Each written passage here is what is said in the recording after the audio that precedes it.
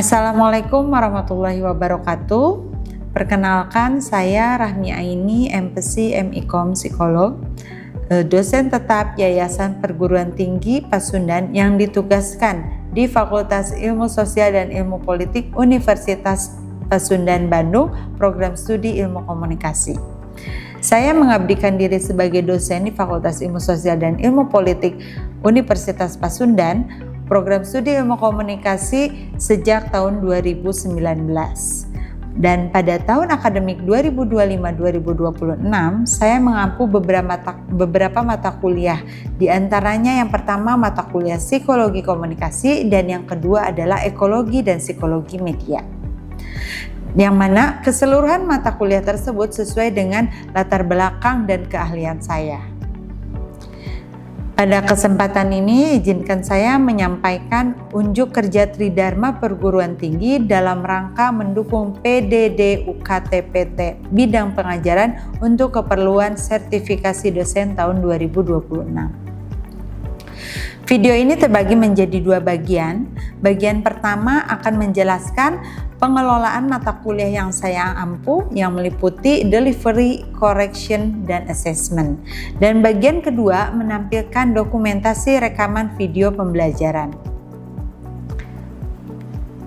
Fokus dari mata kuliah yang saya ampu salah satunya mata kuliah Psikologi Komunikasi dengan kode mata kuliah 70201 KW602 dengan bobot 3 SKS, di mana deskripsi dari mata kuliah ini yaitu bahwa mata kuliah ini merupakan mata kuliah yang wajib diberikan kepada mahasiswa semester 1 di Program Studi Ilmu Komunikasi Fakultas Ilmu Sosial dan Ilmu Politik Universitas Pasundan Bandung.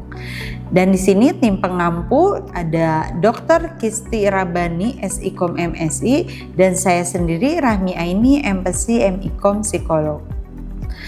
Adapun mata kuliah ini penekanannya berupa pengenalan tentang yang pertama sejarah dan ruang lingkup psikologi, yang kedua fenomena komunikasi dalam dimensi psikologi, yang ketiga proses komunikasi dalam perspektif psikoanalisis, behavioristik, kognitif, dan humanistik, dan yang keempat yaitu sistem komunikasi intrapersonal, interpersonal, kelompok, dan massa.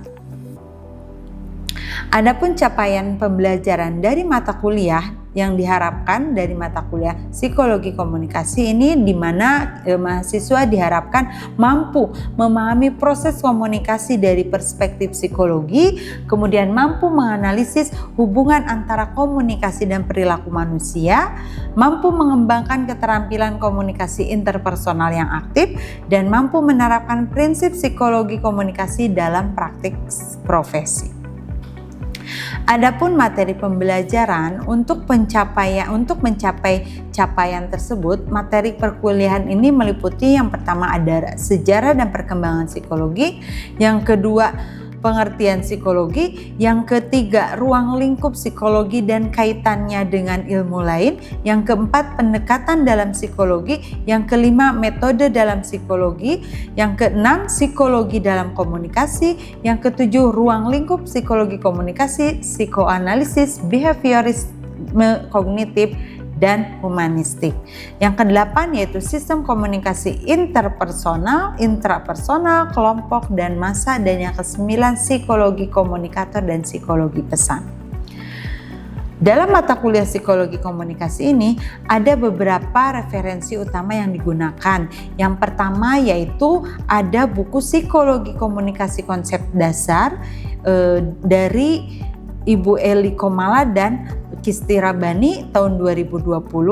Kemudian ada juga buku Psikologi Komunikasi dari Jalaluddin Rahmat 2018, ada juga buku Psikologi sebagai Akar Ilmu Komunikasi dari Nina Winangsi Syam 2011. Kemudian ada juga referensi pendukung yaitu seperti buku Psikologi Umum dari Abu Ahmadi, kemudian ada Dasar-dasar Psikologi dari Dakir, dan ada Psikologi Komunikasi dari Morrison. Itu adalah beberapa referensi yang digunakan dalam mata kuliah Psikologi Komunikasi. Dalam proses pembelajarannya, metode dan sistem pembelajaran yang dilakukan dalam perkuliahan ini yaitu dilaksanakan secara tatap muka penuh. Adapun platform pendukung yang digunakan yaitu Edlink, di mana Edlink di sini digunakan untuk distribusi RPS dan materi bahan ajar untuk bisa dilihat oleh mahasiswa setiap pertemuan. Kemudian pada saat pelaksanaan perkuliahan itu ada 16 pertemuan. Yang pertama itu pertemuan pertama ada sosialisasi RPS serta kontrak belajar. Pertemuan kedua sampai dengan ketujuh itu adalah penyampaian materi inti dari mata kuliah ini. Dan yang pertemuan ke-8 itu ada mid semester ya, ujian tengah semester. Di pertemuan ke-9 sampai dengan pertemuan ke-14 dilanjutkan dengan lanjutan materinya. Dan di akhir ada pertemuan yang ke-16 yaitu ujian akhir semester. Metode pembelajaran yang digunakan saya menerapkan beberapa model seperti student centered learning, kemudian small group discussion, ada collaborative learning, case study, dan ada problem based learning. Saya selalu memulai setiap pertemuan itu dengan salam dan cek interaksi singkat serta menjelaskan tujuan dan sub CPMK agar sama-sama bisa tahu dan bisa mencapai capaian pembelajaran dari mata kuliah serta melanjutkan dengan sesi tanya jawab dan bahkan ada penugasan, baik itu penugasan secara kelompok maupun individu. Untuk evaluasi ada beberapa komponen penilaian meliputi ada kehadiran 10%, kemudian tugas terstruktur di mana ini tugas bisa individual atau kelompok, kemudian tugas mandiri, ada UTS dan UAS dengan bobot UTS 25%, UAS 30%. Kuis daring pada Edlink juga dilakukan namun itu sebagai refleksi pembelajaran dari setiap pertemuan. Nah, itu adalah beberapa penjelasan terkait dengan mata kuliah beserta capaian dan metode yang dilakukan. Adapun salah satu tantangan utama adalah mentransformasi teori abstrak menjadi konteks aplikasi konkret. Maka dari itu saya biasanya menggunakan studi kasus dengan isu terkini agar mahasiswa itu dapat mengaplikasikan atau melihat relevansi antara materi teori psikologi komunikasi dengan kondisi di lapangan. Pengalaman saya sebagai praktisi psikologi aktif mendukung penjelasan teori-teori psikologi komunikasi sehingga mahasiswa tidak hanya memahami teori tetapi juga mampu menjelaskan aplikasi ilmu psikologi komunikasi dalam kehidupan sehari-hari khususnya saat proses komunikasi di lapangan baik secara langsung menggunakan media baik itu media online ataupun media digital lainnya.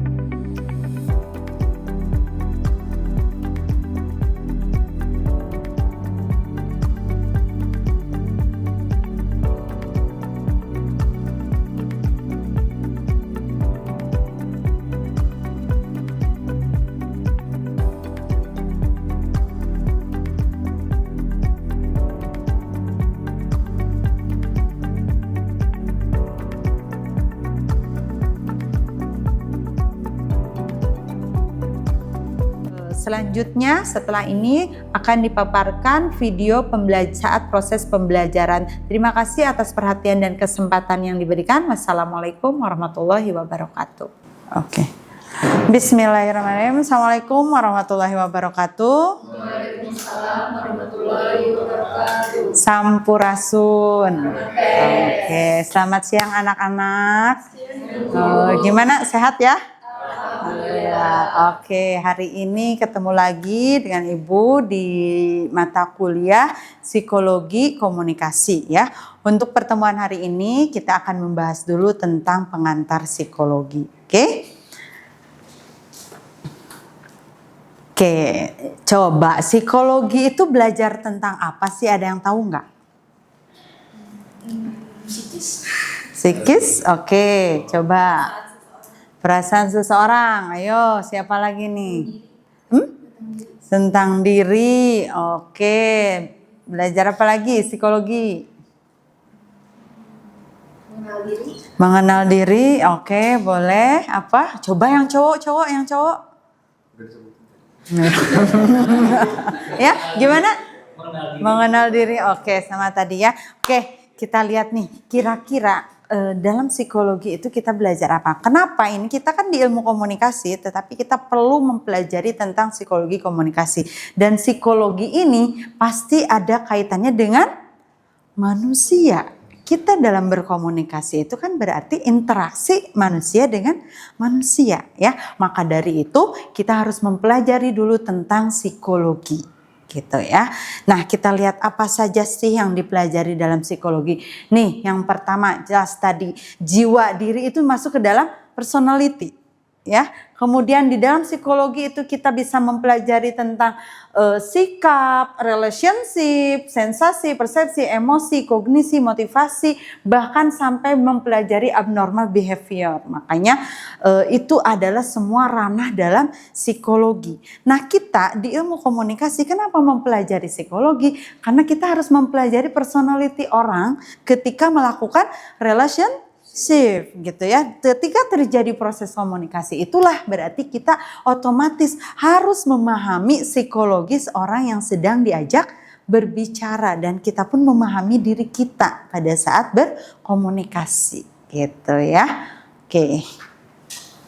Nah, ini kita lihat pengertian psikologi. Psikologi itu berasal dari kata psyche dan logos. Psyche itu adalah jiwa, tadi betul ya. Dan logos itu adalah ilmu pengetahuan. Makanya psikologi itu adalah ilmu jiwa. Gitu ya. Nah, di sini apa saja yang kita lihat dalam ilmu jiwa? Kita melihat seperti apa gejala kejiwaan atau perilaku. Nah, ilmu jiwa ini adalah atau psikologi ini adalah ilmu yang mempelajari perilaku manusia. Maka dari itu, ketika sekarang kita di semester awal ini kita mempelajari psikologi komunikasi karena kita komunikasi itu berkaitan dengan manusia. Nah, saat berkomunikasi berarti kita harus memahami atau mempelajari perilaku manusia. Seperti itu. Oke, sampai sini masih bisa dipahami? Oke, bisa diikuti ya. Kita lanjutkan. Nah, ini secara teori ya. Bahwa pengertian psikologi adalah ilmu yang mempelajari tentang perilaku dan proses-proses mental. Nah, di sini tadi betul ilmu yang mempelajari perilaku. Perilaku itu bisa kita pelajari melalui apa? Observasi, pengamatan. Dan mental seseorang itu atau proses-proses mental itu dari mana kita lihat? Dari sensasi, persepsi, memori, emosi, dan sikap. Dan ini semua juga bisa terlihat pada saat proses komunikasi. Gitu ya. Jadi betul-betul erat kaitannya psikologi dengan komunikasi gitu ya. Karena di sini pengertian psikologi adalah ilmu yang mempelajari perilaku manusia yang mana perilakunya bisa kita amati melalui observasi. Perilaku itu adalah yang tampak ya, yang tampak berarti bisa kita lihat gitu. Makanya itu bisa diukur, diobservasi. Sedangkan proses mental kan di dalam diri. Dan di dalam diri pada saat kita sedang melakukan proses komunikasi, semua mental-mental atau proses mental seperti memori, sikap, emosi itu berjalan. Jadi menyertai diri kita. Makanya tadi kan ilmu jiwa. Nah, saat komunikasi si A dengan si B berkomunikasi, kita kan bisa saling menyambung satu sama lain saat berkomunikasi. Kenapa? Karena kita saling memahami satu sama lain. Ketika gini, kita orang komunikasi kan jangan sampai misalnya ini siapa? Febri, ini Indri. Febri berkomunikasi dengan Indri. Bayangkan ketika Indri lagi bete ya, lagi bad mood, tiba-tiba Febri datang. Melani tahu nggak sih? Tadi ada cowok ganteng depan kelas. Terus Melaninya ekspresinya, oh iya. Nah gitu ya. Coba di situ kita memahami psikologi orang nggak? Saat komunikasi. Febri memahami nggak? Belum. Ya. Makanya terjadi komunikasinya tidak efektif. Bayangkan Febri dengan antusias menceritakan diri bahwa saya ini loh pengalaman saya habis ketemu cowok ganteng. Begitu cerita respon dari Melani seperti itu, bete kan? Nah makanya terjadilah komunikasinya menjadi tidak efektif. Akhirnya kan menjadi miskom dan perbedaan persepsi gitu. Maka dari itu disitulah salah satu contoh bahwa proses komunikasi itu memang penting manakala kita memahami psikologis masing-masing gitu. Nah pada saat tadi proses komunikasi itu ada proses-proses mental, ada emosi, itu pasti dibawa-bawa dalam diri kita. Maka dari itulah di sini kita dalam mata kuliah psikologi komunikasi harus paham dulu psikologi itu seperti apa gitu ya. Nah ini ada beberapa pengertian dari para ahli menurut Aristoteles dan Plato bahwa psikologi adalah ilmu pengetahuan yang mempelajari tentang hakikat jiwa serta prosesnya sampai akhir. Kemudian ada Wilhelm Wundt, ilmu yang mempelajari pengalaman-pengalaman yang timbul pada diri sendiri seperti perasaan, panca indera, pikiran, feeling, dan kehendak. Sedangkan John Locke itu lebih kepada semua pengetahuan, tanggapan, dan perasaan jiwa manusia diperoleh karena pengalaman melalui alat indera. Dan René Descartes itu ilmu pengetahuan mengenai gejala pemikiran atau gejala kesadaran manusia terlepas dari badannya. Jadi secara keseluruhan psikologi itu menurut para ahli adalah pengalaman-pengalaman jiwa, pengalaman-pengalaman di masa lalu itu kita dapatkan melalui alat indera, akhirnya masuk. Kan? Ketika ada emosi, marah, kesal, sedih, kita bisa merasakan itu karena memang ada pengalaman-pengalaman melalui alat indera gitu ya. Nah, ini ada sejarah perkembangan dari psikologi ya. Nah, jadi psikologi ini dari abad ke abad itu sudah mengalami perkembangan ya. Di awal dari abad sebelum Masehi ke-18 pengaruh ilmu filsafat. Jadi psikologi itu masih ada pengaruh dari ilmu filsafat. Kemudian di abad 18 sampai 19 itu ada pengaruh ilmu fisiologi gitu ya. Di abad 19 sampai 20 psikologi sudah berkembang menjadi psikologi modern. Dan di abad 20 sampai sekarang itu psikologi kontemporer. Itulah beberapa perkembangan di dalam ilmu psikologi gitu ya. Nah kita lihat nih dari awal tadi pada saat sebelum Masehi ya.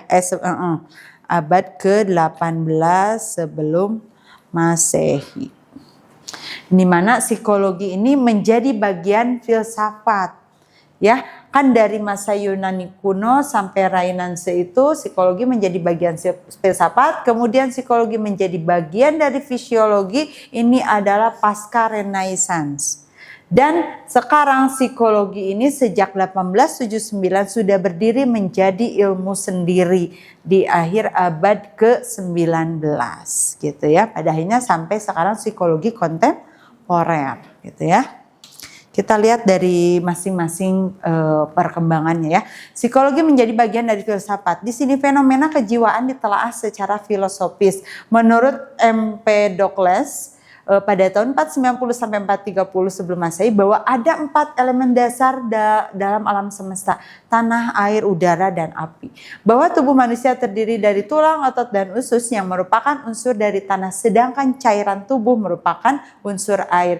Fungsi rasio dan mental manusia berasal dari unsur api, maka unsur udara merupakan pendukung dari elemen atau fungsi hidup. Jadi di sini masih bagian filsafat, diibaratkan tanah, air, udara, api itu bahwa manusia itu gitu ya.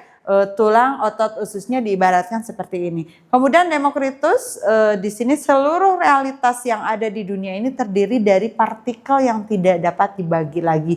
Jadi jika manusia merupakan bagian dari realitas dunia juga terdiri dari partikel-partikel yang tidak bisa dipisahkan, gitu ya. Begitupun ini ada menurut Plato bahwa psyche atau jiwa manusia itu terdiri dari logistikon atau pikiran. Gitu ya. Ini pikiran itu pusatnya di mana? Tumetikon, kemauan berpusat di dada. Dan abdomen atau nafsu berpusat di perut. Itu menurut Plato. Jadi manusia itu ada terdiri logistikon itu pikiran di otak.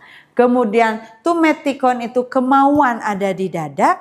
Dan abdomen atau nafsu itu berpusat di perut. Nafsu kalau misalnya lapar ini itu semua kan harus segera terpenuhi. Ya, itulah manusia itu kalau menurut Plato ada berpusat di perut. Bahwa jiwa manusia telah ada yaitu di alam ide sebelum manusia dilahirkan. Karena kan jiwa sudah ada manusia sebelum dilahirkan itu jiwa dan ruhnya gitu. Ya. Kemudian menurut Aristoteles 384 sampai 322 sebelum Masehi bahwa sesuatu yang berbentuk kejiwaan atau form harus menempati wujud tertentu. Wujud merupakan ekspresi dari jiwa. Wujud itu berarti kita ya. Ekspresi dari jiwa. Ketika kita marah, sedang kesal, tercermin dalam wujud kita. Itu enggak ekspresi muka. Padahal itu gambaran diri jiwa. Makanya ada istilah, ini mah pembawaannya tuh. Karena itu mencerminkan dalam diri. Gitu. Karena tanpa disadari itu ada cerminan dari jiwa yang terpancar dalam bentuk wujud manusia fisik. Gitu. Ya. Taraf hidup terdiri dari 3 tingkatan, anima vegetativa, anima sensitiva dan intelektika, bahwa ada pada tumbuh-tumbuhan, hewan dan manusia. Gitu ya. Baik, selanjutnya ini adalah menurut Thomas Aquinas masih tentang jiwa ya, ada John Locke juga, dan kita mulai ke arah ke psikologi menjadi bagian fisiologi. Kalau namanya fisiologi biasanya apa? Kalau sudah ngomong fisiologi. Coba fisiologi berarti sudah ada ke ranah fisik ya. Nah betul, jadi gejala-gejala jiwa itu bisa dipelajari dan dijelaskan dari sudut pandang fisiologi. Nah sistem syaraf-syaraf itu bisa sebetulnya berawal dari psikis. Makanya mempelajari perilaku atau jiwa manusia itu bisa terlihat. Dari hasil penelitian bahwa 80% penyakit fisik itu berasal dari psikis. Karena dulu psikologi menjadi bagian fisiologi. Kenapa? Yang terasakan secara fisiologis dari sistem saraf dan lain itu memang ternyata berawal dari jiwa. Makanya disitulah psikologi menjadi bagian dari fisiologi. Perilaku yang tampak, kan tadi psikologi ya, perilaku yang tampak bisa dipelajari berasal dari proses-proses mental dalam diri. Yang terjadi dalam diri termasuk proses fisiologis dalam diri kita itu bisa muncul dimanifestasikan ke dalam bentuk perilaku. Apa yang terjadi dalam diri kita terlihat kan? Kita tahu kita lapar dari mana? Ada sinyal tiba-tiba perut misalnya bunyi. Kita tahu kayaknya saya nggak konsen saat komunikasi. Ngehnya gimana? Karena saya ini kurang minum atau enggak sedang stres atau apa. Jadi nggak bisa jawab saat ujian, sidang gitu ya ditanya. Ya itu adalah manifestasi dari proses mental yang terjadi dalam diri. Jadi saat komunikasi, kenapa saat berkomunikasi itu ada yang satu meresponnya fokus benar-benar merhatikan ya. Yang satu ada yang apa ya tadi salah nangkep. Ada lagi yang sedang tidak siap menerima informasi. Tapi kayak tadi contoh Febri dan Melanie. Tiba-tiba Febri memberi informasi. Udah siap belum? Belum. Maka responnya juga akan tidak sesuai yang kita harapkan. Nah itu gitu. Disitulah memang ternyata Kenapa ini secara keseluruhan psikologi komunikasi ini mesti kita pelajari di awal, khususnya di semester 1 jurusan ilmu komunikasi. Sebelum kita berkomunikasi, memahami komunikasi lebih jauh, maka kita harus memahami dulu dari psikologis orang-orang yang berkomunikasi, gitu ya. Nah, ini psikologi menjadi bagian tadi ya, fisiologi, dan psikologi menjadi ilmu yang berdiri sendiri. Nah, ini di sini pada saat 1879 pencetus psikologi adalah Wilhelm Wundt, gitu ya, di mana beliau adalah seorang filsuf, dokter, sosiolog, dan ahli hukum dari Jerman. Beliau mendirikan lab psikologi di Leipzig, Jerman, dan ini merupakan lab psikologi pertama di dunia. Dan Wundt menyatakan bahwa objek telaah psikologi bukan lagi berupa hakikat jiwa yang tidak bisa diobservasi, tetapi fenomena-fenomena kejiwaan berupa tingkah laku. Nah, itu makanya tingkah laku proses komunikasi juga itu menjadi ranah dari psikologi, gitu ya. Nah, ini menyatakan bahwa gejala jiwa itu tidak bisa diterangkan semata-mata berdasarkan proses alam saja, tetapi bisa fisiologi ini berfungsi juga sebagai ilmu bantu psikologi. Apa yang dirasakan itu kan menentukan, aduh saya ini ketika deg-degan kan sakit perut, kan itu gejala fisiologi ya, secara fisik. Padahal itu adalah muncul dari gejala psikologis, dari jiwa. Karena kita stres, muncul manifestasi dalam bentuk fisiologi sakit perut, gitu ya. Oke, itu ya. Nah, di sini maka kita bisa simpulkan ya bahwa tadi psikologi adalah ilmu, ya, betul ya, karena telah memenuhi syarat sebagai ilmu, yaitu memiliki objek yang dapat diobservasi, memiliki metode ilmiah dan tersusun secara sistematik. Objek yang dipelajari psikologi adalah perilaku manusia, baik perilaku yang kognitif, afektif maupun psikomotorik. Dan psikologi dibangun dengan menggunakan metode ilmiah. Betul kan, metode ilmiah tadi berasal dari adanya lab psikologi. Ada lab psikologi berarti adanya melakukan penelitian-penelitian yang secara sistematik sesuai metode ilmiah. Maka dari situlah psikologi menjadi ilmu. Dan ternyata psikologi itu tidak hanya mempelajari perilaku yang diobservasi, yang tampak saja tidak, tetapi mempelajari juga proses-proses mental yang terjadi dalam diri seseorang. Begitupun kita di mata kuliah psikologi komunikasi ya, ini di jurusan ilmu komunikasi, kita mempelajari proses-proses yang terjadi pada saat kita sedang berkomunikasi. Prosesnya apa saja? Proses mental tadi seperti ada persepsi, emosi, sensasi. Karena kan masih ingat nggak bahwa proses komunikasi pada saat kita menerima interaksi itu, komunikasi berawal dari penerimaan informasi melalui alat indera ya, yang mana disebut dengan sensasi. Dari sensasi masuk ke persepsi, itu kan proses psikologis ya. Dari sensasi masuk ke persepsi, kita memaknakan apa arti dari komunikasi itu. Dari situ lalu kita sensasi, persepsi, emosi atau masuk ke memori dan muncul dalam bentuk perilaku. Nah, itu adalah salah satu proses komunikasi. Maka dari itu penting mempelajari psikologi komunikasi pada saat di proses komunikasi. Oke, sampai sini apakah ada pertanyaan? Bisa dipahami ya?